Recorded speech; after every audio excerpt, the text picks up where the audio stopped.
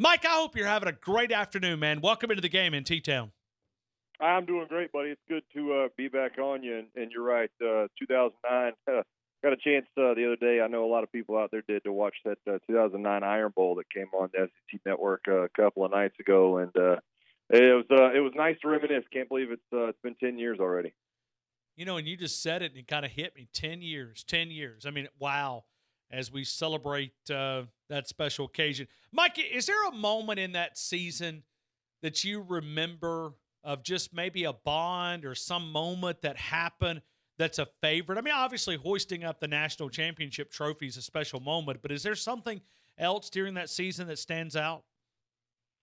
I mean, there's a number of games. Obviously, when you look back at the slate, and I do still hold it proud that we were still the only undefeated Nick Saban national championship team, and there were a couple of heart-stopping moments for sure. I'm sure a lot of people remember, and obviously playing Tennessee and the Terrence Cody blocked field goal. I remember the fourth quarter against South Carolina that year when it really seemed like we weren't going to be able to do anything offensively, that we were able to piece together a drive with Mark Ingram at quarterback. The LSU game that was tight for a little bit, and we ended up pulling away right there at the end. Then obviously the Auburn comeback. But the whole season was so special. It's going to be nice to see some of those guys this coming up year that I haven't seen in quite a long time. But it's hard to point out just one. You kind of you stick with each other. You have the ups and the downs, the wees and the woes, and you just kind of roll with the punches, and you become closer throughout.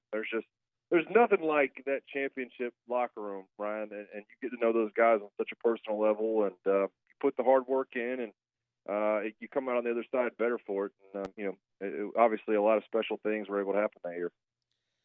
Mike, there's a lot of expectations going into this year on that offensive line. And if you look at Jedrick Wills and Alex Leatherwood, both getting some recognition. Yesterday was the Outland Trophy watch list, and a couple of days ago it was the All-SEC #1 SEC first team.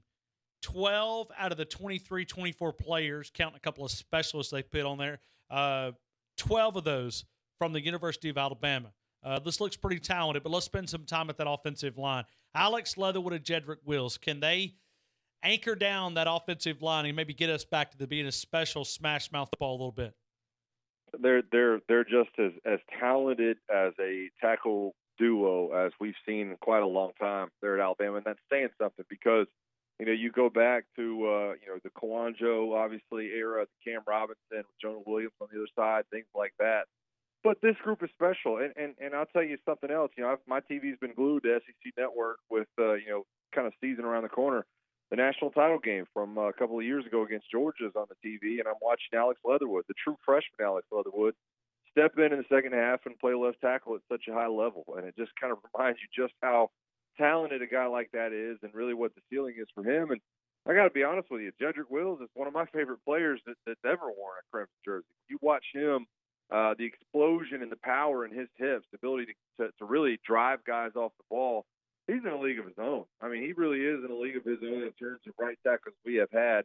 And I think, in my personal opinion, he's probably the best right tackle in the country right now. When you look at just how well-rounded his game has become. So those tackles, obviously they're going to be expected to anchor that offensive line, but they've got the ability to do it. There's no doubt about it. Obviously you got to watch out for injuries and things of that sort. But, Ryan, you've seen both those guys play a number of snaps. They've both played multiple positions, and I'm looking forward to just letting those guys settle into their own and really become leaders. It blows my mind to think Alex Leatherwood and Jedrick Wills, who I still feel like those guys are 17 and being recruited, that they're going to be the leaders of the offensive line. But, things have come quickly for them, and, I think that offensive line is in good hands.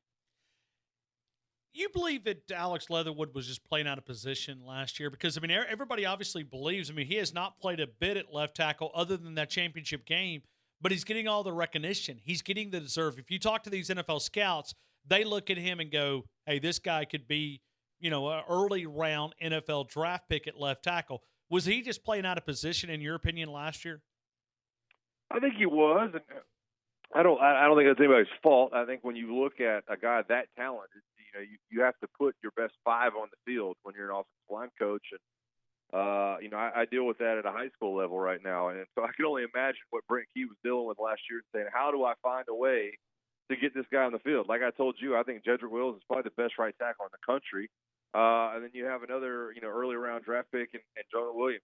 So I think that Alex Leatherwood forced his way onto the field. I think they had to find something to do with him. But when you look at his body type, when you look at his quickness, when you look at his length, I don't think there's any doubt he's a left tackle. I mean, like I said, watching that national title game from a couple of years ago, when you see just how well he settled into that left side and how dynamic really he was in the second half, being able to keep his shoulders square to the line of scrimmage, being able to set with depth, being able to block to speed and to power, he's definitely a left tackle. I'm excited for him to get back to what I consider to be his home.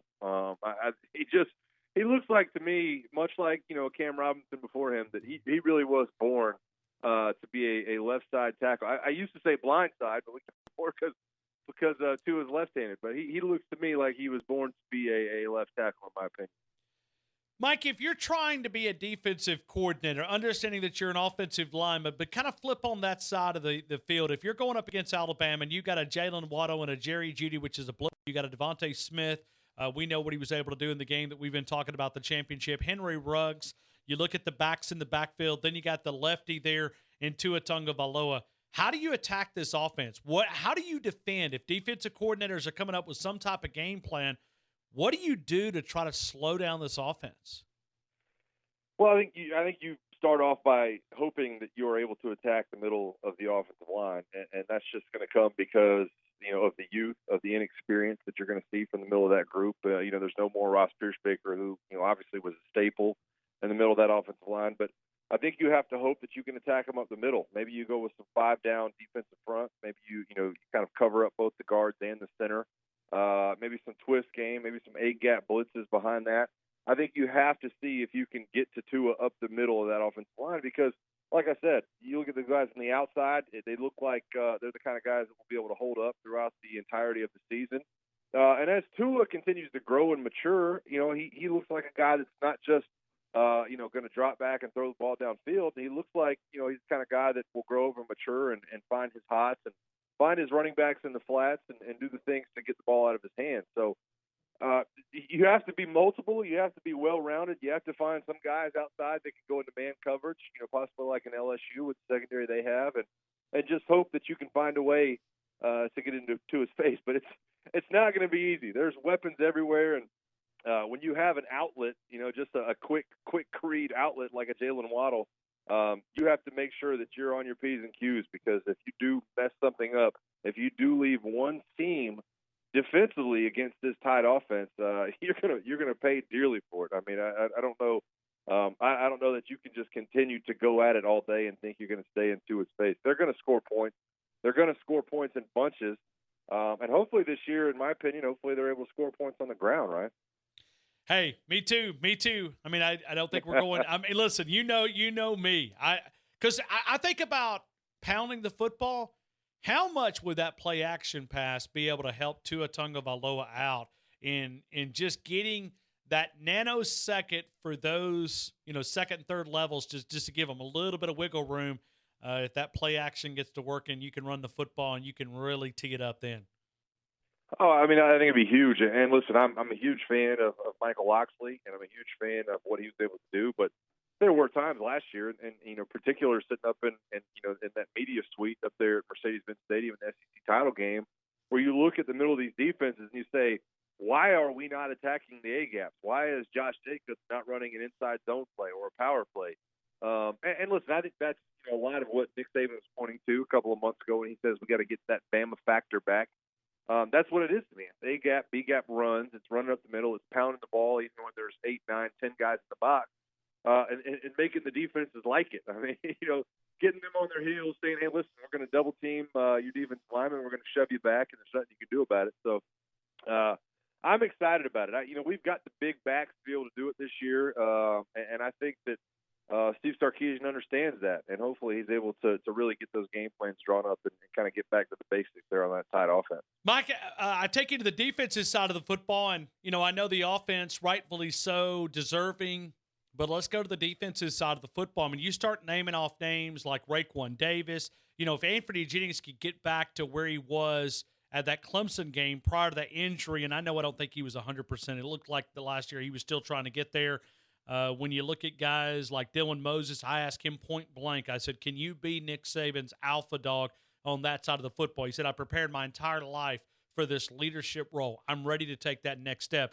Trayvon Diggs, Xavier McKinney, Patrick Surtain going into year number 2, Shaheem Carter, LeBron Ray, Fedarian Mathis. I mean, you look at that defense, maybe we take a step of also establishing that Alabama identity on that side of the football as well. Terrell Lewis, I even forgot about him. I mean, he could be a top 10 pick if he's able to stay healthy. That defense looks loaded as well.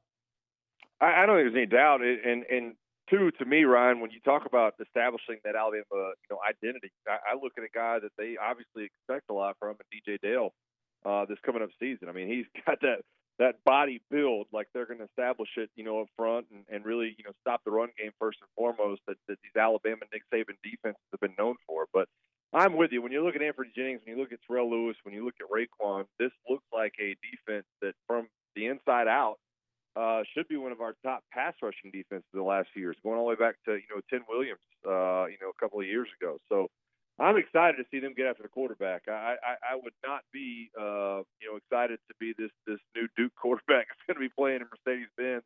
When you get that fast track in there on that inside turf and, and your offensive linemen are trying to block this group up front, it's going to be intense. But you mentioned it, Dylan Moses all the way back to Xavier McKinney. I for one, too, and you mentioned him, Shaheem Carter. I think that he really can be a game-changing type of player. I look at him and I see that star role that Javier Arenas was able to fulfill so well. Really a blitzer off the edge when he needed him to, was such a sure tackler, and then also could come up with some timely interceptions. I really do see that in Shaheem Carter, and I know that Javier Arenas in that building has been working with him a little bit. So I hope for a few more turnovers on the back end. I hope that you get a guy like Patrick Surtain with his length. Then he's able to really, get into some press coverage and force some turnovers. But I think this is a defense that will round into form. I don't know that, you look at them right now and say that this is a dominant group, to start week 1. But, hey, listen, this is one of the beauties of the Alabama schedule, for better or worse, that they'll get a chance to kind of round into form on their own and do some different things, before heading down the stretch. Mike, I'm just seeing some breaking news coming from the Pac-12. Literally, I'm going to let you react to this news.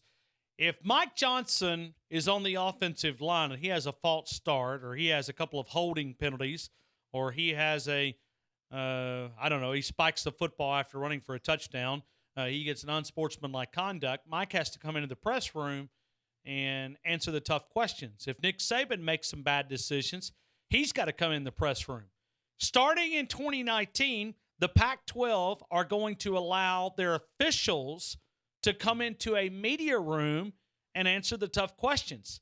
So officials, the guys in stripes, no longer escorted out of the stadium into a quick van back to the hotel. The officials in the Pac-12 will now be obligated to come into the media room. Mike, what do you think? Wow.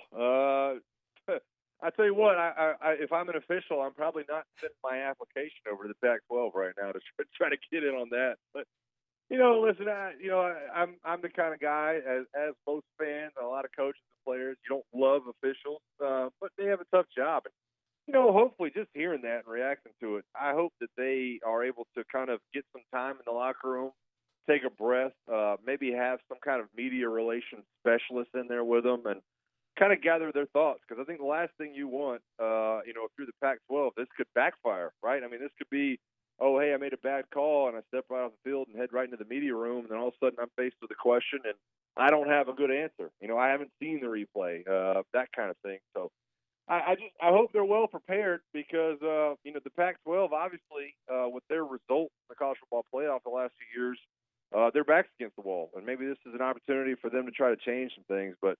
Whew, Ryan, I'm telling you right now, those guys' job's tough enough, and now having to answer the media is going to make it that much tougher. My heart goes out to them. Well, that literally just broke 2 minutes ago as it's being reported out on the West Coast at one of their media days in the conversation there. Mike, before we let you go, let me spend some time in the SEC East. You look at the Gators. Are they there yet, or are they still a year away of pushing the Dogs maybe in Jacksonville? I think that, if you're a Gators fan, you have to hope that they're close. I thought, in my opinion, when you look at the way that team was built up last year, I thought that Florida really needed to come close to Georgia last year to be able to build some momentum because, Florida had a decent offensive line last year. Not a great offensive line, but Martez Ivy, Jawan Taylor, guys like that. I don't know that it's there. When you look, at kind of the matrix of football teams that are great and are able to really make runs, you have to have that talent. And when you look at the five-star players and the talented recruiting in the SEC East right now, it's down the street for me right now in Athens, Georgia. And, not to say that Florida can't jump up and get them. Obviously, Dan Mullen's done some good thing with lesser talent. But I don't think you can pick anybody other than Georgia right now until they prove you wrong. When you look at their offensive line, it's the closest I think anybody in the country has come to the Alabamas of recent mind with the talent they'll have up front. They're going to have some first-round draft picks on that offensive line. They're going to have some future NFL left tackles on that offensive line. And they really do have an embarrassment of riches for Sam Pittman, their offensive line coach. So if Georgia sticks to their game plan throughout the schedule, I don't see how you can pick against them. I think that, Florida's back's going to be against the wall. And hopefully able to put something together with their secondary and their linebacker core. But it's going to be an uphill battle for sure.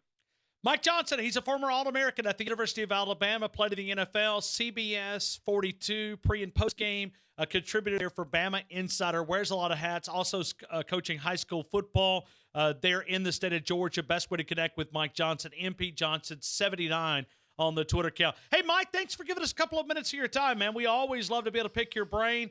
And check this out. We're 38 days away from Alabama and Duke, teeing it up in your little city right there, the ATL. Even though it's a $200 ticket, man, we're just ready for some football, my friend. I'm with you, buddy. I can't wait till toe meets leather. I'm counting down the days just like everybody else. Good to talk to you. Thank you, Mike. Have a great afternoon, man. You too.